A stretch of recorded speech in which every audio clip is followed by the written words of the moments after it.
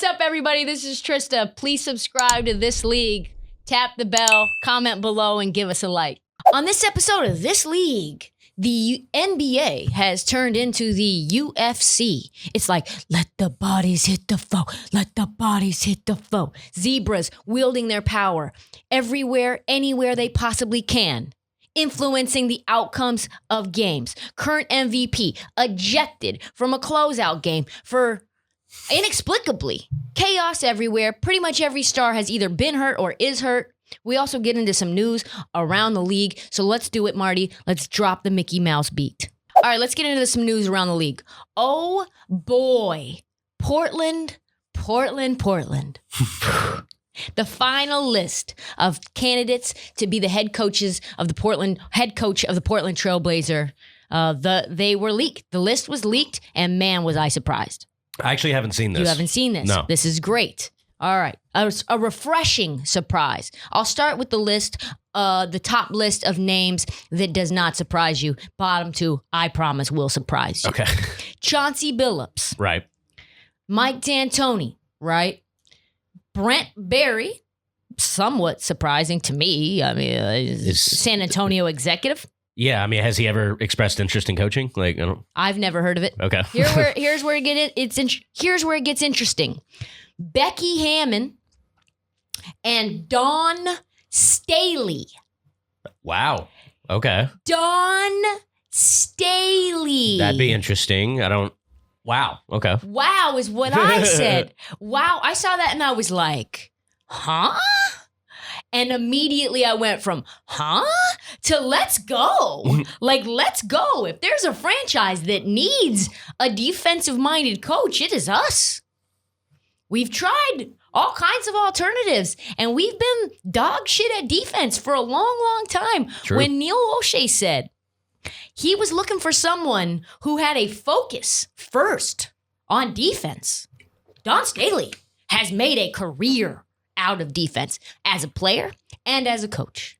She, at one point, I think 2017, they held Stanford to 25% from the field. And Stanford is a team that shoots a lot of fucking threes. They are wet from behind the arc. They were like 15% from three in the semifinal game. Dawn Staley makes a living on defense. And if there was a franchise that I think would be the franchise leader in the clubhouse to be the first one to hire a woman, I mean, it's Portland, right? Yeah. One of my buddies last night, actually, and this, not to feed anything into the fire that Dame might want out, but it was, maybe hire Becky Hammon because then it would be impossible for him to leave this year because it would just be too bad of a look. Too bad of a look. Too bad. Female owner, Paul Allen's dead. His wife has taken over. Liberal city. More liberal fan base. I mean, shit. I don't know if you were deep in the Portland Trailblazer Reddit type threads or fan posts like I was, but I mean, there are fans threatening to burn the Moda Center down and leave their season ticket holders. I'll never be a fan again if we hired Jason Kidd or Chauncey Billups. About a domestic violence allegation and arrest 20 years ago. Yeah. Jason Kidd was a Phoenix Sun. Yeah, that's why we traded him. That's why you traded him. For Starberry.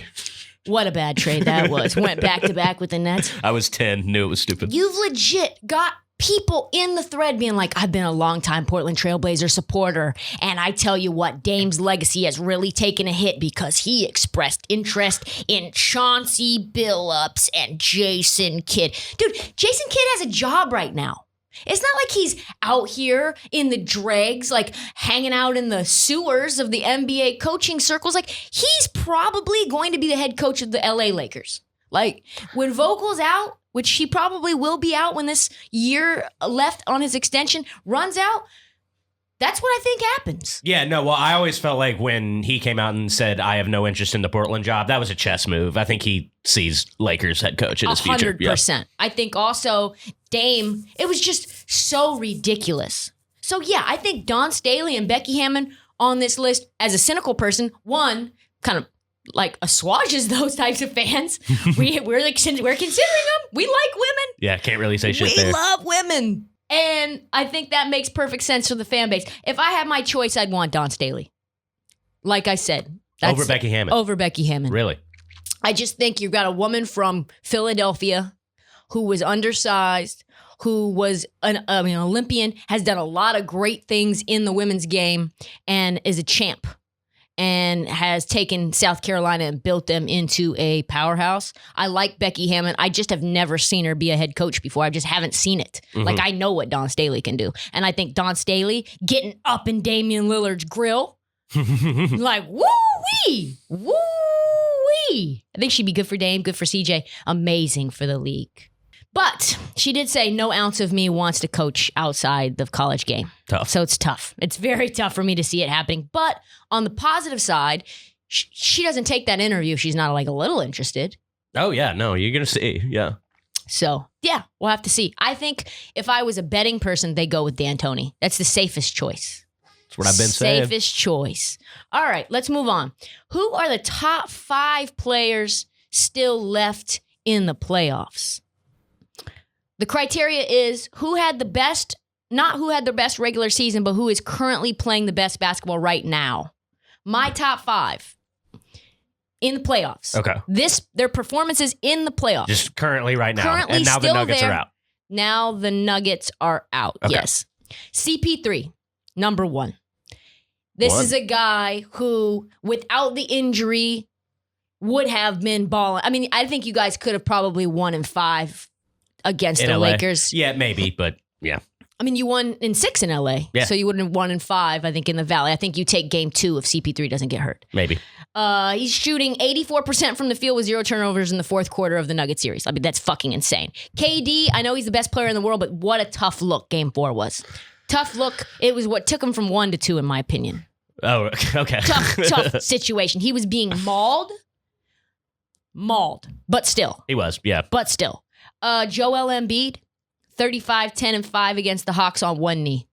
Fully healthy, not even a question. Yep. Donovan Mitchell, balling. Certainly. Balling. Remember when we were talking about this the other day, and when somebody asked me if Donovan Mitchell will be a top 5 shooting guard if he takes them to the finals, this is how he has to play in order for me to feel this way. I mean, he's been absolutely incredible. What he's doing is just slicing defenses, just on and really kind of on his own. I mean, Conley's not been there, and has been nowhere to be found. Yeah, and we are not sure if he will be found. Yeah. So Donovan Mitchell making guys who have made their living on defense, like they're just nowhere around him. He just like shakes them. Yeah. Shakes them and bakes them. Yeah, no. I think you can firmly say that the debate, because there was a debate between him and Ben, I think Donovan Mitchell is just heads and shoulders above him.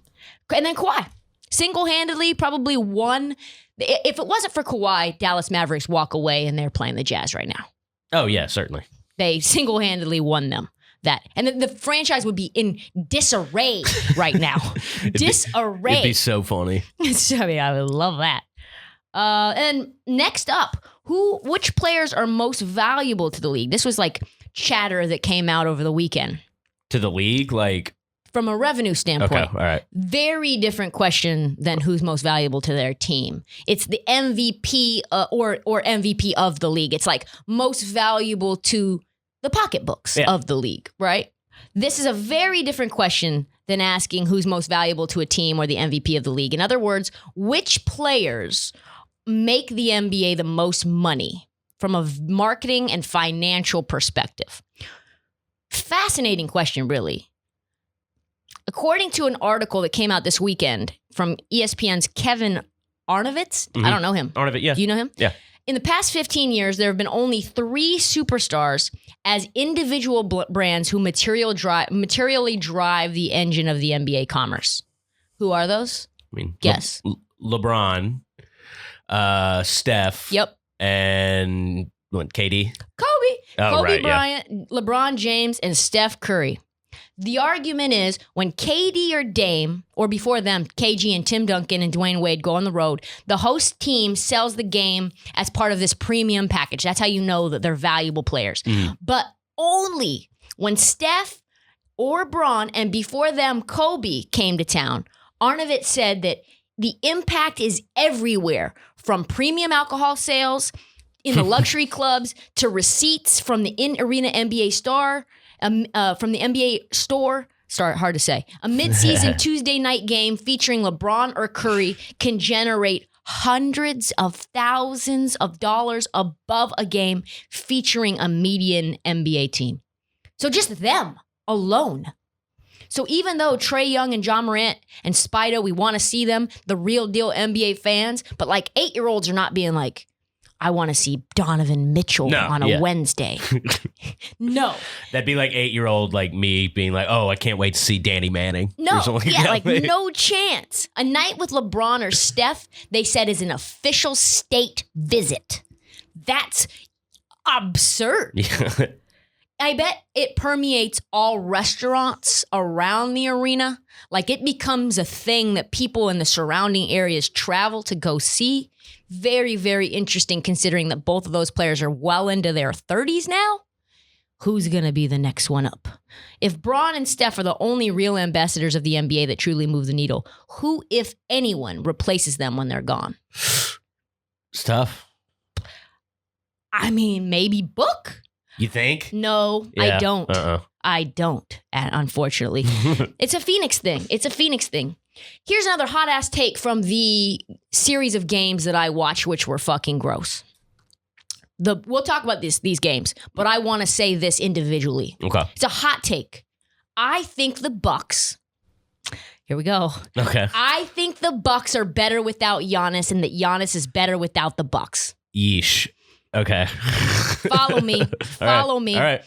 I think although he was ridiculously efficient in game 4, we know he balled out. It was like all-star level game Giannis. That's what awesome. I thought. Yeah. He was awesome. But it was still pretty gross. It was dominant, but gross. Yeah. In a sense. He went down early in the first quarter due to a foul trouble because of exactly the point that I'm going to make. Okay. 1, he just is barreling into the lane. There's just no regard for human life, no regard for the scheme. Yeah. It's just give Giannis the ball and let him truck in like a bull. Well, and there was that video that came out over the weekend, though. Giannis has no bag. Yeah. Zero empty bag. In a sense, I never want to make this always about Ben, but like in a sense, they're sort of similar in certain ways, only Giannis is not considered a point guard. Right? Like he just goes up and just lays it in, but he's like so big, so strong. Yeah. Well, Ben has dribble moves. He just has no finishing bag. He has no finishing bag, but he doesn't have any step back bag either because he's not not going to do it. At least Giannis has a little bit of like a step back bag. Sure. Yeah. So Giannis can be an impediment to the flow of the offense. When he was off the floor, that was when the Bucks went on their little run, where it was just 3 after 3. I don't know if you watched the game yesterday, but it was just like 3 after 3. They're moving without the ball. Drew's doing his thing. Middleton's doing his thing. Fucking Brook Lopez is doing his thing. And I'm like, oh, there's a lot of spacing. Oh, no, Giannis. I see. Got it. They look sometimes super clunky, super predictable when he's on the floor because of probably Bud. Bud is somehow not figuring out a way to use Giannis in a way that we all don't know what's about to happen. Maybe it works better without him. I don't know. But it just doesn't feel good. They give Giannis the ball wherever he wants on the floor, wherever he pleases, and he just ISOs up.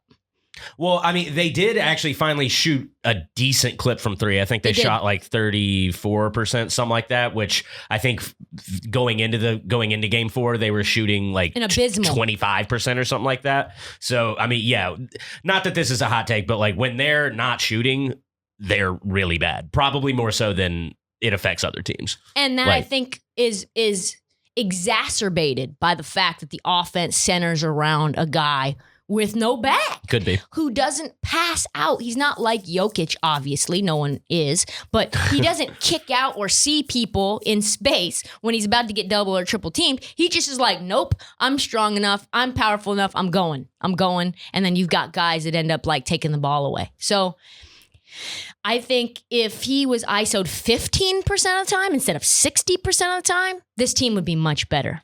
But I think he would possibly be better suited somewhere else. And this is where the news came out. This is where the news of the day is. Apparently, the entire league was dreadfully afraid of the scenario where after There was chatter whether Giannis was going to sign a max contract this year or not, this offseason or not.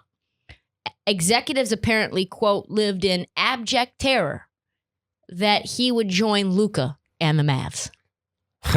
Abject terror. Zach Lowe wrote a full scathing article on the Bucks' offensive struggles and Giannis, and the quote said, "Perhaps the issue is that this version of Antetokounmpo, as much of a finisher as an initiator, which I think is the problem, is that he's an initiator of the offense, requires an elite creator closer to his level. This is why rival executives lived in abject terror that he would sign with Luka Doncic and the Dallas Mavericks." That would be filthy. Woo! Sheesh! Could happen, could still happen, but I thought that was a little bit of interesting news.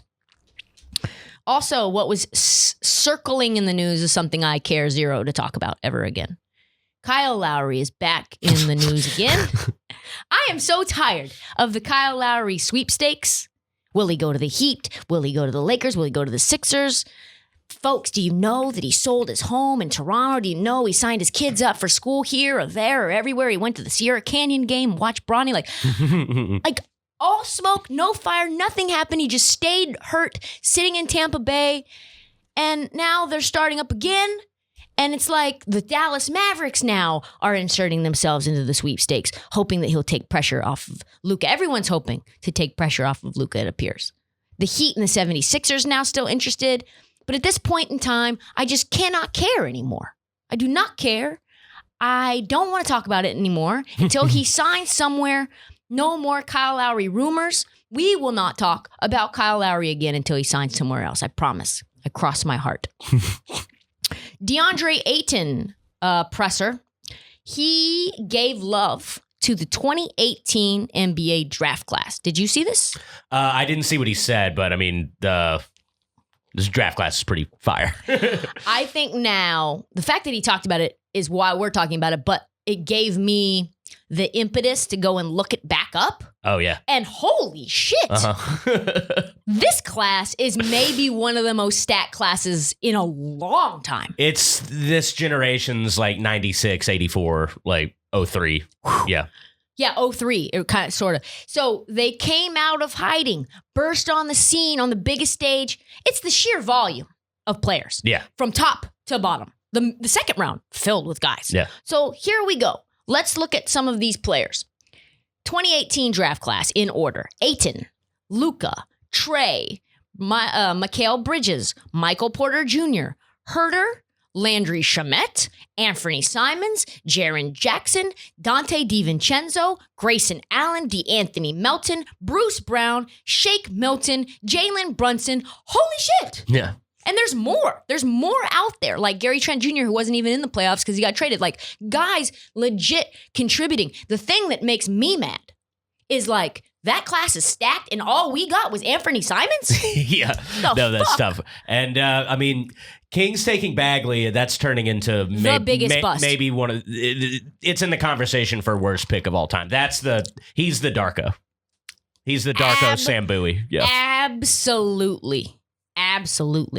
I saw that and I'm like, man, they could have just chosen out of a hat. It was so obvious. They literally could have just put every name in the top 50 in a hat and chose blindly and done better given how stacked this draft class was. Well, he was the only one that worked out for him, and they were like, oh, he wants to be here. Blah, blah, blah. Like, I don't know. That the Kings are just so dumb. I met him prior to the draft at this. There's always like these brand events where they invite media and they give you a one-on-one and it's always loud. And they're like never really super into it, but you get them for like 20 minutes one-on-one and they have to just answer anything you ask. I got Trey that year too. And it was like, Trey was god awful. Really?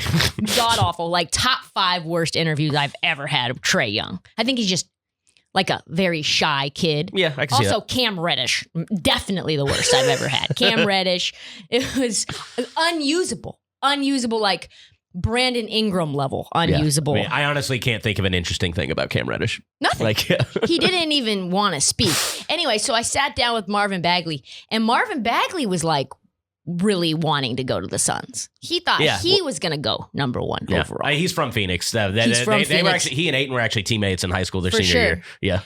And like Ayton obviously was like, I'm going to be very pissed at the Suns if they don't draft me. Yeah. And I mean, they should have. But like, I remember telling Marvin Bagley, because his dad was there, I think. And I'm like, you're not going to Phoenix. And he was like, no, I am. And I'm like, you're not. You're not going to be the number 1 draft pick. He was very upset. Yeah. I'm like, Duke guys, they don't work out. Like, they just don't.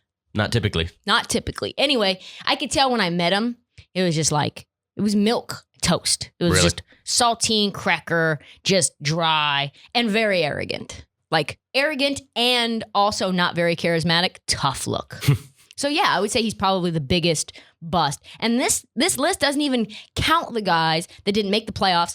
Colin Sexton, Shai Gilgeous, Lonnie Walker, Josh Okogie, Miles Bridges, Aaron Holiday, Robert Williams, Amadou Diallo, and I don't know how to say Rodians. Yeah, I don't know. Karuk? Yeah. I don't know. Never learned. Kurotz. Stacked ass draft. Let's get into the breaking news. Woj bomb. Kyrie. Kyrie is done.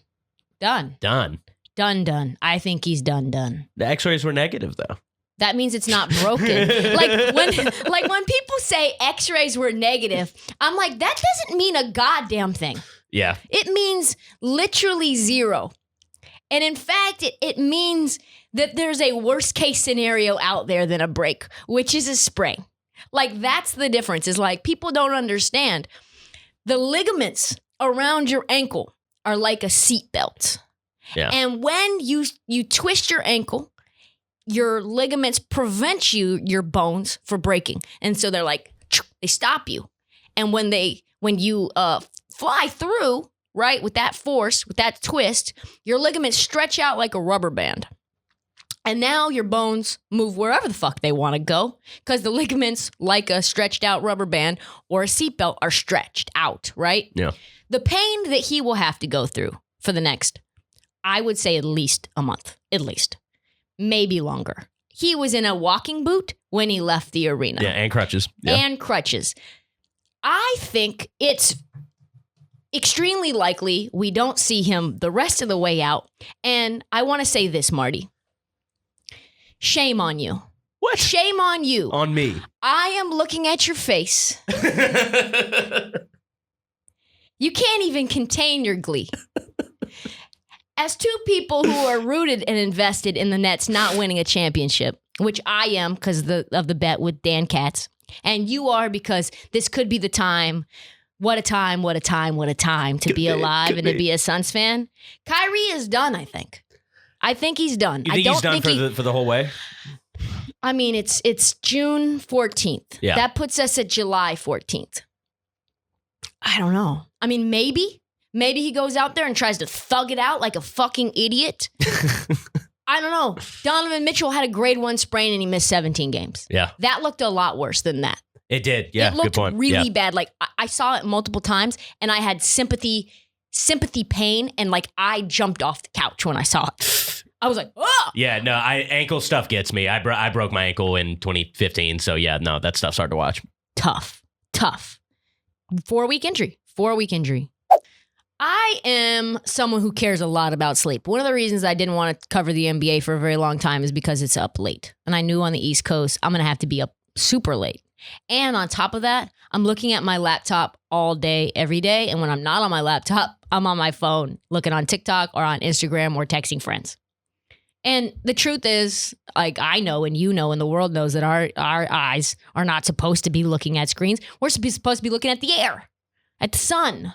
So what I ended up doing was getting these glasses designed to make my screen time pretty much more comfortable and the workday more productive. Now, more than ever, folks like me spending more time on computers, phones. I mean, the pandemic made it huge. Everybody's on their phones. Everybody's on their laptops, gaming, playing 2K, so many others of blue light, so many other sources of blue light. Felix Gray glasses, they take things to another level. They filter 15 times more blue light that can make screen time tough on the eyes and disruptive to the sleep. Non-prescription for me, and prescription probably for you, Marty. You seem like a prescription guy.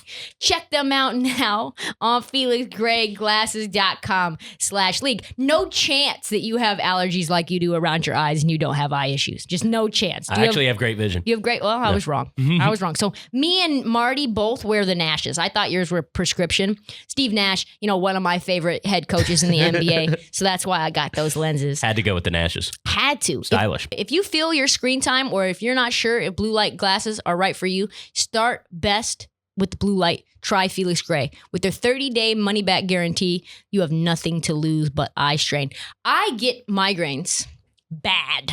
The more I look at a screen, my head starts to pulse. My eyes get super blurry and red and itchy. I get a sore neck.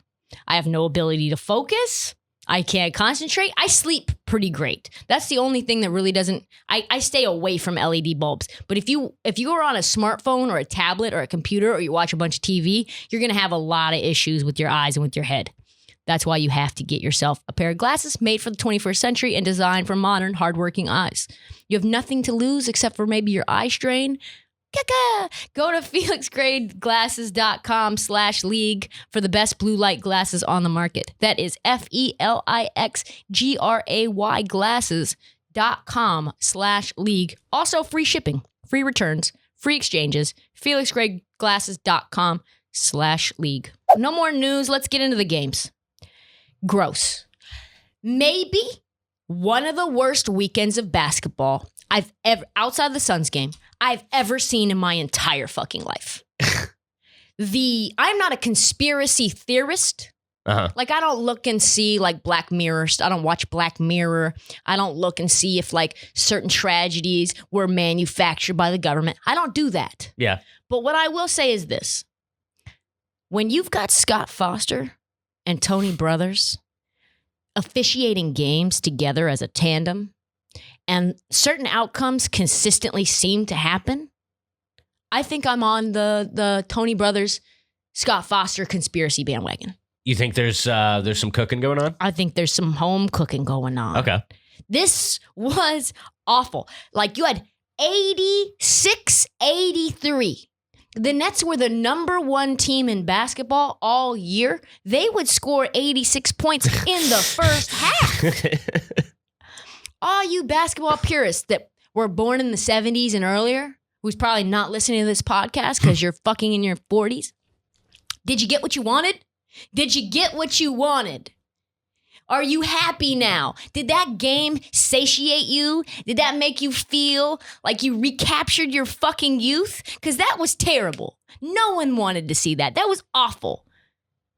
Not a call. You had guys literally bleeding on the ground. Not a call. Not one call. Puke, vomit, trash, gross. The Bucks went down 0-2, and they realized, and like, to their credit, they realized, the only way we can do this thing is if we get in their face. The only way that we do this thing is we try to hurt them. Yeah, I mean, they came out and played really physical, yeah. They were like the Clippers. They were like elbows, 90s style bully ball. Just slap them. Like, slap their arm, slap their face, hand checks, body checks, hip checks. This is why, folks, I said this and I reposted the TikTok. This is why they got PJ Tucker. This is why. Without PJ Tucker, they don't do this. You know what I mean? Yeah. He was face to face, mouth to mouth kissing with Kevin Durant. Security guards have to step in. It was wild. And like, no fouls called.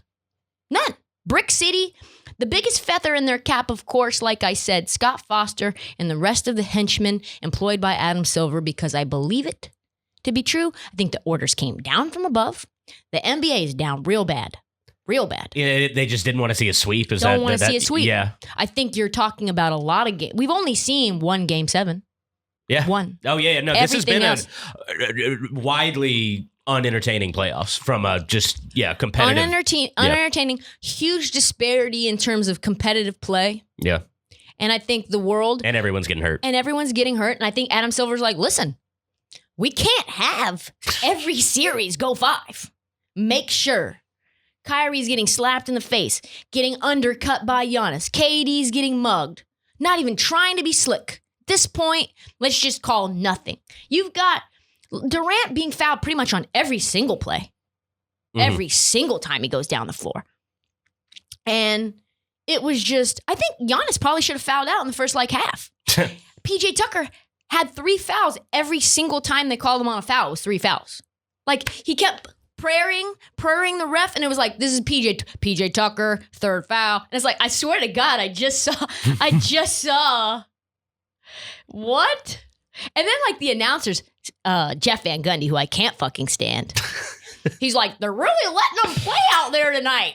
And I'm what do you mean? Dude's bloody on the floor. And Jeff Van Gundy's that's playoff basketball for you, Mark. And you're no. Yeah, he'll throw those out. It's this is who I'm talking about, where it's are you happy by this? This is what you want to see? Not even Detroit Pistons fans in the 90s wanted to see this. No one.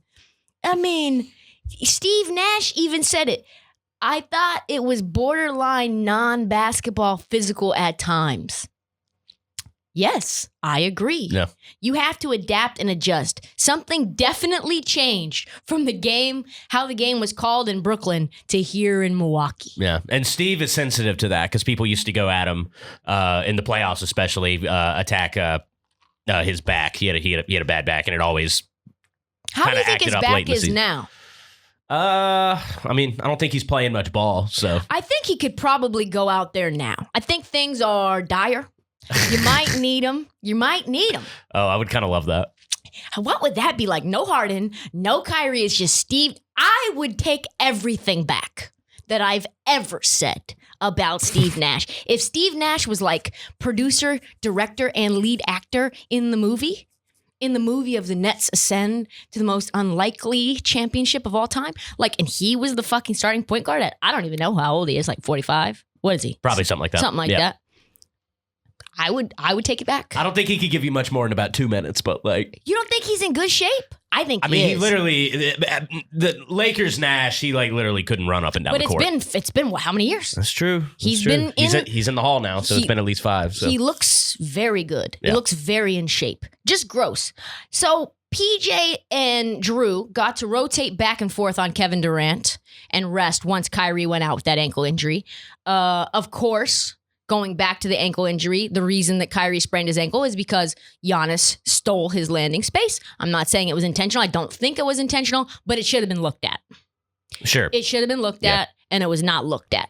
No, not a call. It was just no, that's fine. No, it's fine. The Bucks have now taken out Harden, Kyrie. Just watch for KD next.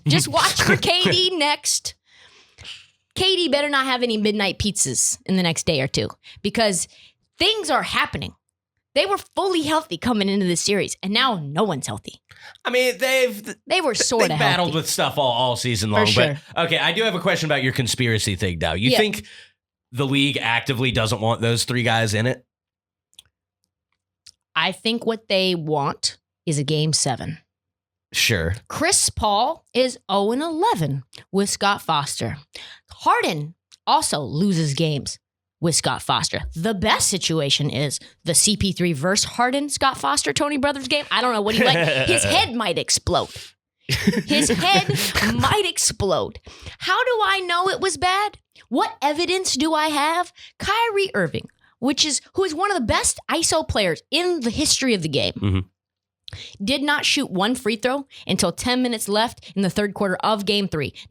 He did not go to the line for 3 games. He only shot 4 free throws in total in 4 games. KD had 6 free throws in game 3 and 10 free throws in game 4. Are you kidding me? The usage rate to free throw line, whatever you would call that, I don't even know if that's a stat, but tough look. Yeah. He should have gone to the line 20 times, KD. I would say I would say I didn't have a dog in this fight. And this is just me observing, but that would be a lie. I put 10 units on Nets money line plus 150 game 3. Yikes. I was one Bruce Brown floater away from a nice night. Do me a favor for folks who don't believe me. Google or search the name Scott Foster on Twitter. Just search it. Oh, is it bad? Just search it. Just search it. In my opinion, you should never know the name of your refs. You should never know them. Yeah. They're like the editor of a paper. You just should never know that they even exist. Yeah. They shouldn't even have names. Thousands upon thousands of tweets about how horrible he is. Chris Paul lost 11 straight playoff games that Scott Foster has officiated with 4 different teams. Clippers, Rockets. Clippers 0-5, Rockets 0-4, Thunder 0-1, Suns 0-1. That's impossible. Statistically impossible. Very unlikely. For someone like Chris Paul, who is as elite as he is, I don't think Chris Paul has lost 11 times in a row at anything in life. Not cards, not dominoes, not Uno, nothing. Statistically, I am outraged. I just think there's people who don't have a lot of money who are losing a lot of money because of Scott Foster, like me. There are people who bet just based on Scott Foster being announced as the lead ref. What does that tell you? That's moving the line. Nets were 3.5-point underdogs. How? They beat the fucking Bucks by 50. Can't just be a dead cat bounce back game. There's something afoot. And I think Vegas is in on it. And I think Adam Silver's in on it. I think everybody's fucking fixing the books. Let's talk about desperation. I think when you're desperate, you'll do anything. Anything. You'll go to extremes. Necessity and desperation, they say, is the mother of invention. Clippers were desperate, boy. Lineup changes and violence. Another series where a team can't win unless they curb stomp the other team. Clippers. They're not going to beat the Jazz unless they get physical, and they decided they were going to get physical. What were your current thoughts? What are your current thoughts of that matchup? Of this matchup? I'd really like Conley to be back and just see how that can go. I still think Utah is the better team just all the way around, and I just think we'll have one too many Paul George bad outings to, I think it goes 7, though. I think it does now, too, because they now have the blueprint. Yeah. Make Donovan Mitchell super duper uncomfortable. Like blitz him, switch everything, hard trap him. They're now making they do that small ball lineup. The Jazz, you want to know how crazy this game was? The Jazz made 19 threes in that game, in game 3. They made more free throws than the Clippers. The rebound was basically even. They had 9 more assists than the Clippers. They had more steals, and they lost by 26 points. Why, do you ask? I think it's another ref thing. I do. Really? The refs were swallowing their whistles. I see people getting mauled out there. And Donovan Mitchell's like, what the fuck? What's going on? The Jazz are about as good of a defensive team. I think they're the only top 5 offense and top 5 defense left in the playoffs. Phoenix wasn't that? Really? I think you were. We definitely were defense. We were probably like 7 or 8 offense. I think you were 7 or 8 offense. Yeah. But you've got Gobert in the middle. And when the refs don't call fouls, like the game just gets chaotic. And what do they say about chaos? Were you a Game of Thrones fan? Oh, yeah. Chaos is a fucking ladder. And the Clippers are pulling themselves up out of that ladder to get out of that 0-2 hole. And you've been banging on Ty Lue. I've been banging on Ty Lue. But Jesus, you got to give it to him, kind of, yeah. He's made adjustments. He has proven me slightly wrong, yes. The coaching for him, we'll put him in this standard. His coaching this postseason has been superb. The things that he has done have been head scratching, right? He's made moves where like no one could have foreseen it. Yeah. Like, do you see Rajon Rondo getting a DNP? I didn't see that. And he played a big role in some of the Mavs games too. Yeah. He's playing over 30 minutes in the Mavs series. First, it was playing Batum at the 5 to counter how big the Mavs were. Now we have fucking Reggie Jackson getting huge minutes. Rajon Rondo's getting DNPs. DeMarcus Cousins is getting run one game and then getting a DNP the next game. He's willing to try anything. He's like a Catholic school girl goes off to college, just tries anything once. No, really? Just willing to just do whatever, you know? I feel like it's more he's like blindfolded throwing darts at a thing. And that's one way of thinking about it. Reggie, I'm kidding. I'm kidding. I do think he's done a fine job. I think he's probably one of the best. He's done one of the best coaching jobs this postseason. I'm not saying he's one of the best coaches, period. I would never say such a thing. But he's helped his legacy that he actually, the world didn't even know if he could coach. Right. Yeah. No, he's done himself favors for sure. Yeah. Reggie Jackson. Can we talk about that? Reggie Jackson, 5 for 6 from 3, 17 points in that game. I didn't think he was going to be the X factor. Did you? No, but I mean, when he's feeling himself, he's an offensive force. I don't know about force, but he's a threat. He's a threat, and he spaces. He helps the floor get spaced in a way where Kawhi and Paul George can attack. Yeah, and when he's shooting from 3, it's just sort of a deadly scenario. He's so damn scenario. fast. Like if you have to respect his shot, he just goes by you in 2 seconds. Yeah, 100%. Somebody saw. I said this. Saw this on Twitter. Maybe. Paul George needs like Reggie Jackson energy, like all times. He needs the confidence that Reggie Jackson has on a day-to-day basis. Not an adjustment I foresaw, though. Bad news for Jazz fans. Injuries. Mike Conley, ruh-roh. Like, where is he? Is he coming? Is he not coming? I saw an article in some random local paper that was like, Jazz shouldn't even expect to have him back. They should not think about him coming back. This series or just at all? They said that there was they said he might be back. This is how the article went. It said he could be back next game and you wouldn't be surprised. And he could be out until game 7 of the finals and you should also not be surprised. So hamstrings, they're tricky. Now you've got Donovan Mitchell tweaked his ankle. Ruh-roh. No one's balling out more than Mitchell. This Jazz team without Donovan Mitchell, boy, they will be cooked. Gone. There's just no way. 32.3 points per game without him. I mean, the Clippers just, I don't know.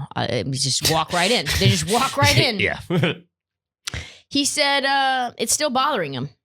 It's when I land. It's just been trying to manage it. I don't know what else to tell you. I don't want to say too much. Ooh, and someone says I don't want to say too much. Ooh, yeah. I don't know. It was just the landing, but I'm good. I'll be ready for game 4. But that's trouble, man. That's trouble. And when we talked about this, we said when one player goes cold, it's like a fucking disease. With the Jazz, yeah. It's like an airborne virus. It's concerning. And the most concerning thing to me is that they shot 42% from 3. Pretty fucking good. The bad news is that the Clippers shot 56 and 53 from 3. I mean, they got outshot by fucking Terrence Mann. They got outshot. Field of Dreams. I can't not think of that whenever I see his name. I love Terrence Mann. And then Paul George, I would be remiss to not give him his respect. Yeah. 60% from 3. I said he was missing in action. I called for an Amber Alert. And you know what, Clippers fans? You know what, Paul George stands? You're welcome. You're welcome. My mushing, by the way, just continues to persist. Every time I put out a video, I feel bad even saying I put out this video about the Nets money line. I was like, yeah, that's easy money. Bet as much as you can on it. And it was just so fucking bad. They did cover. No. So tough. I actually made money on this Clippers game 3. Did you? Yeah. Parlayed, what'd they get? Clippers -5 and Kawhi over 27.5 points. Well, that's a smart bet. Yeah. Also, there's beef. I didn't know. There's between beef? Joe Ingles and Paul George. Did you know that? No, that's a funny beef. I am a very funny beef. Okay, so I did not even know that they had anything. And now, then they ask Joe Ingles about it, and Joe Ingles says, which is such a strange beef, the whole narrative of Paul George versus Joe Ingles is a bit old in my mind. It's brand new to me. Apparently this thing has been going back years. So I want to break it down for folks who don't, me and you are very tuned into the NBA and we didn't know this. No, yeah, I have no idea. All right. So let's break it down. Apparently it goes back to when Paul George played at Oklahoma City. Okay. The beef started on a regular season game in 2018 when they got into a shoving match. And it carried over to the playoffs. I don't know if you knew this, but Playoff P was created in the Oklahoma City Thunder Jazz series in 2018. Yeah, no, I remember that, yeah. So yes, he created the nickname Playoff P in response to how he would guard Donovan Mitchell. Every time he would hit a 3 against Ingles, he would talk shit. And then Utah fans created this new nickname called Push Off P. Okay. So they were screaming Push Off P at him, and Ingle starts calling him Push Off P too. So then, apparently, Ingles hit a 3 in Paul George's face and then got so much into his grill shit-talking that he forced Paul George into a backcourt violation. And then after the backcourt violation, he tries to, after the play and the whistle has blown the play dead, he tries to wrestle the ball away from Paul George. Amazing. So I guess that's where the beef lies. After game 3, a reporter asked Paul George, like, hey, this thing got started a long time ago. How are you feeling? Are you guys good? What's the relationship? And before the reporter could even finish her question, George said, I don't care about him. Next question. I would say there's still beef. Woo! Still beef. If I had to guess, just wrapping this series up, I would say Jazz in 7. That's what I think too. If I had to, yeah. Here it is. The Suns are going to the Western Conference Finals. Suns in 4. Suns in 4. Sweet, baby. Brooms are out. Are you more of a push broom fan or like a get on the witch broom fan? I think I push. I push. Yeah. I like the witch broom. Okay. Michael Malone is Nostradamus, isn't he? Yeah. Suns in 4. He knew it. Even the Denver Post knew it. Put them out of their misery, folks. Just shoot them dead in the park. Yeah, all the players were terrible. Game not without controversy. Oh, sure, yeah. Mike Malone spent the entire series, and actually the Portland series, calling his team soft. And they were like, all right, let's get physical. Jokic was called soft the night he received his MVP trophy. Yeah. How about that? So the Nuggets then played with more urgency in Game 4, could not close the gap, started to get chippy, 3:52 left in the third. Jokic missed a shot. Mikal got the rebound, passed it to Campaign. Jokic tried to strip the ball. And I don't know. I mean, he more than tried to strip the ball. He wound up. Back. He wound up. He wound back to try to strip the ball. I mean, in order for that to not have hurt Campaign in some way, he would have had to just clean get the ball, which is... It did sort of possibly look like it just got the ball. I didn't see Campaign's face get hit. He could have gotten hit. He hit him with his shoulder. He hit him with his shoulder. Yep. Or like, not his shoulder, his whatever, his like bicep. Could have been a bitch slap in the arm. Could have been acting. I mean, Campaign went down. Oh, he acted. There's no doubt about it. And I even tweeted, I said, I don't agree with this ejection. Yeah. I'm glad that you didn't, because part of me thought, because you are petty, that maybe, I mean, you're happy that Kyrie's out. You are, for multitude of reasons. Everyone's pushing for game 7s, and somehow, some way, Jokic gets ejected. I don't know. The fuck is going on with that? Yeah, it surprised me then. It surprises me now. I don't, and they looked at it for a long time too. I don't really know. How do you look that and like review it and say, yes, that's a flagrant? I mean, they basically ended the series. They decided like, we're going to end the series here. Like, yeah, it was a very weird call. I've been thinking more about us just going to the West Finals, but like, yeah, the more you think about that, it really makes. If you were a Nuggets fan. Oh yeah, furious. Yeah. Furious. Yeah. Altering. 3:52 left in the third, and like they were in it. Yeah. I think at the time it was like we were probably like a 6-7 point game. We were in control though. I think we would have won. Game. I think we would have won regardless, but still, I mean that decided the game. Yeah. John Morant, Trae Young went on social, league soft. How do you have one guy bleeding in the corner somewhere? Pat Connaughton, no foul. Another guy sprains his ankle, getting undercut. He's done, gone. You got guys literally getting their faces super glued back together. No call. Yeah. And you got a guy slaps another man on the arm and it's fucking flagrant too. Go home, hit the road, Jack. Don't you come home no more? Like what? I don't know. Monty Williams thought that was nothing. I mean, if that was the Milwaukee game, that wouldn't have even been called. That would have been clean strip. Like, right? Did you watch that game? I mean, I did. Yeah, no, it was, yeah. They were officiated very differently. I will, say that. It can't happen. That cannot happen. No, I agree. Other big story, Chris Paul.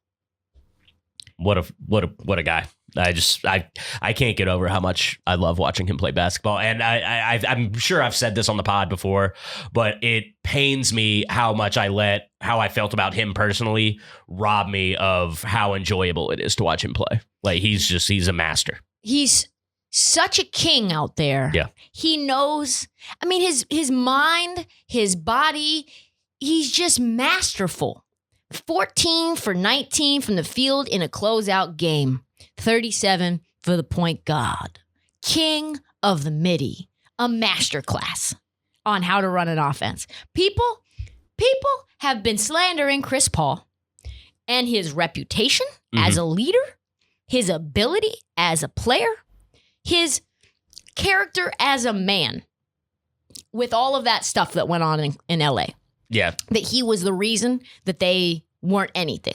Yeah, and like he's a bad teammate and all that, which is like, everyone who plays with him hates him, which is like, I don't know. I mean, these Suns players seem to like him quite a bit. Like it just feels that for a very long time, there are people who get mischaracterized about who they are. Yeah. And there's just almost nothing once it's set.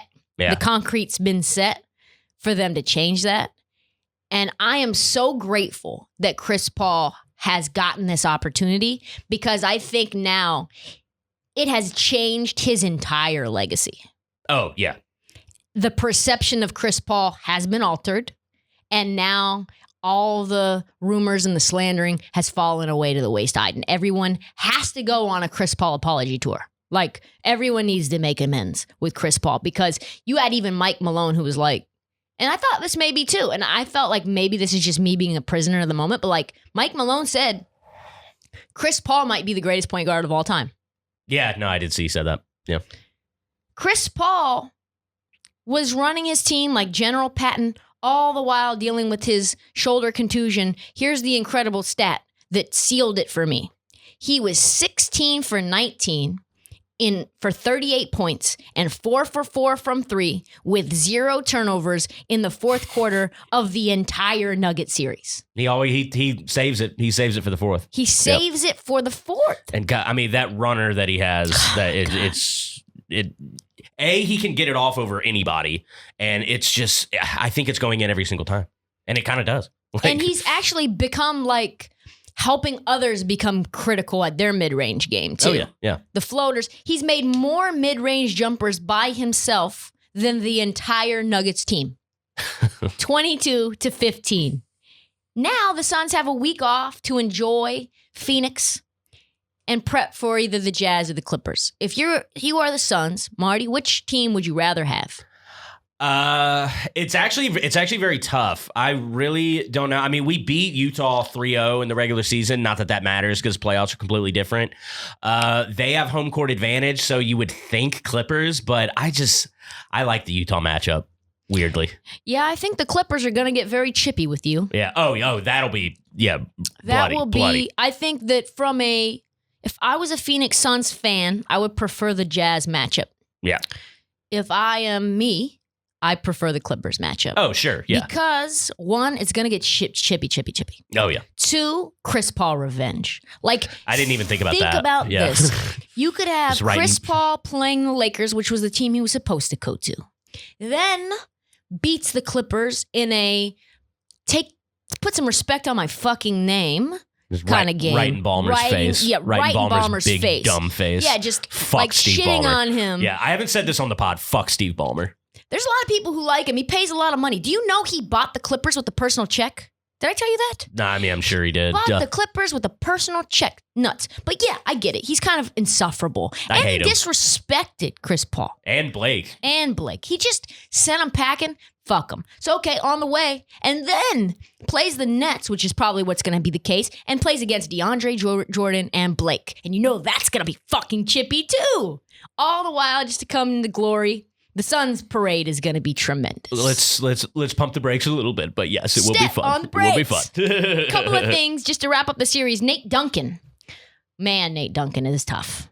I say things and I say them, and you can kind of tell I'm like, I think it, but I also am trying to sort of be funny. Mm-hmm. Like Nate Duncan says some shit and he's dead ass serious. He tweeted this out about Jokic after game 3. Just hang on. His fourth quarter defense shows why, despite deserving an MVP, I can't put Jokic in the top tier of players. Phoenix got whatever they wanted in the pick and roll, and he was powerless. Even if he's the best offensive player, limited defense at center is so hard to overcome. Let me just point this out. Nikola Jokic had 32 points, 20 rebounds, and 10 assists. Only Kareem and Wilt have ever had 30, 20, and 10 in the playoffs. Nate Duncan. I actually agree with the take. Do you? I mean, I never love like the idea of like ranking players because I just think it doesn't matter. But I mean, if we got inside against them in this series, we were scoring. Like he really has no presence in there on defense. That's and true. It is, and it's a problem. That's the problem with positionalist basketball, is you got big men who play like small men, and then they're expected, because they're big, to do big man things. However, I think you have to pair Jokic. I think this makes perfect sense now why the Nuggets paired Jokic with Nurkic. They were like, one guy's going to be down low, the other guy's going to be on the perimeter, and that's what it's going to be. Yeah. I think he probably needs someone to help him with the defense. And by the way, they could have done that. I mean, Denver did draft Rudy Gobert. So they did draft Rudy Gobert. They could have had him. But hey.